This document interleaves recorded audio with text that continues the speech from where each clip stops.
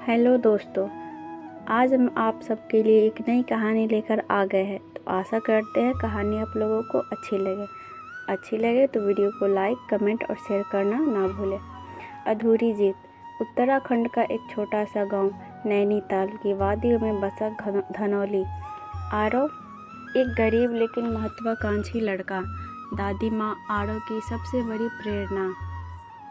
Master जी गांव के school के शिक्षक।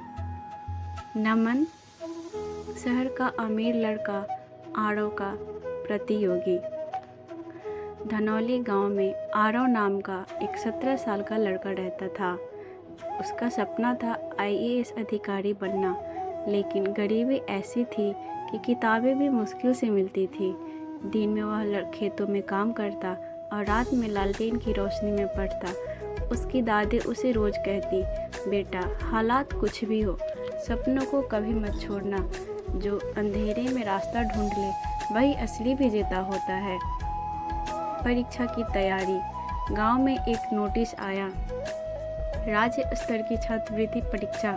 इसमें जो पास होता है उसे दिल्ली में पढ़ाई का पूरा खर्च मिलता है। मास्टर जी ने कहा, आरव ये तुम्हारे जीवन का सबसे बड़ा मौका है। आरव ने ठान लिया, अब की बार जीत कर दिखाना है। लेकिन समस्या ये थी कि उसके पास न तो अच्छी किताबें थी, न इंटरनेट और न ही गाइडेंस।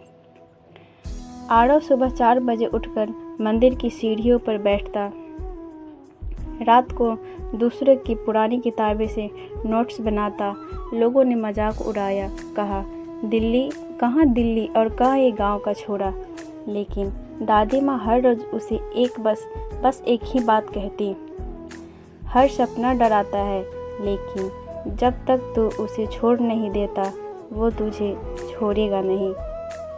अंततः परीक्षा का दिन आया। आरव ने बहुत अच्छा लिखा, लेकिन जब परिणाम आया तो आरव बस 1 नंबर से फेल हो गया था। वो पूरी तरह टूट चुका था।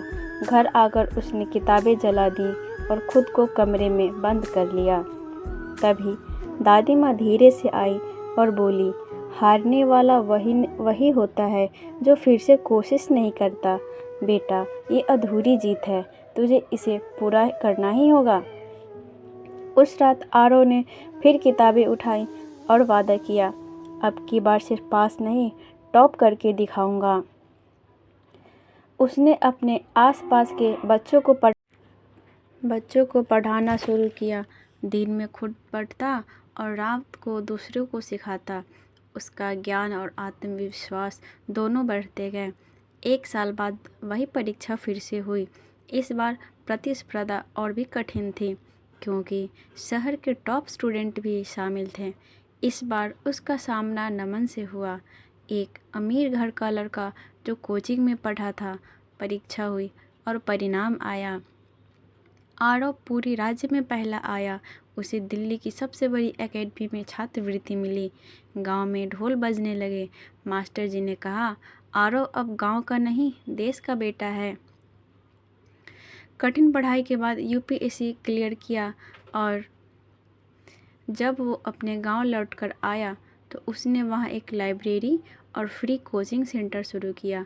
वो हमेशा कहता था, मेरी जीत उस दिन पूरी हुई जब मेरे जैसे बच्चों को रास्ता दिखाने लगा। सीख। असफलता अंत नहीं, अगली सफलता की तैयारी है।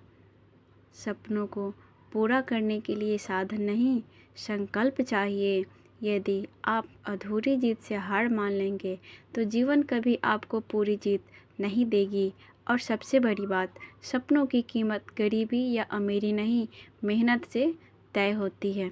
तो दोस्तों, ये कहानी आपको अच्छी लगी हो, कुछ सीखने को मिली हो तो वीडियो को लाइक करें, कमेंट करें और अपने फ्रेंड के साथ शेयर करें।